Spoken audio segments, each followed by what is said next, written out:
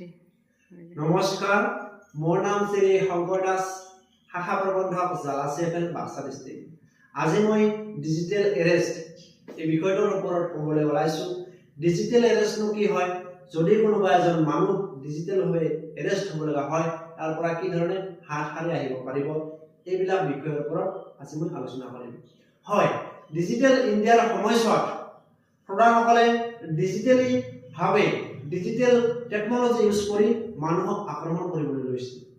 আগৰ নিচিনাকৈ OTP pin বিচাৰি আক্ৰমণ কৰাৰ উপৰিও ডিজিটেলভাৱে আক্ৰমণ কৰিবলৈ লৈছে।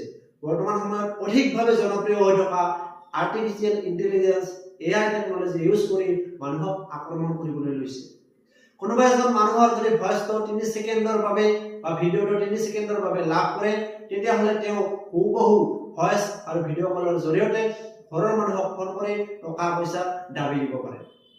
এনে ক্ষেত্ৰত ঘৰৰ মানুহে অকণমান সতৰ্ক হোৱা উচিত আৰু 10 ছেকেণ্ডৰ বাবে হ'লেও ভাবি কিনে সেই নিৰ্দিষ্ট মানুহজনক কল কৰি এবাৰ ভেৰিফাই কৰি লোৱা উচিত আৰু তাৰ পিছতহে কামত আগবঢ়া উচিত।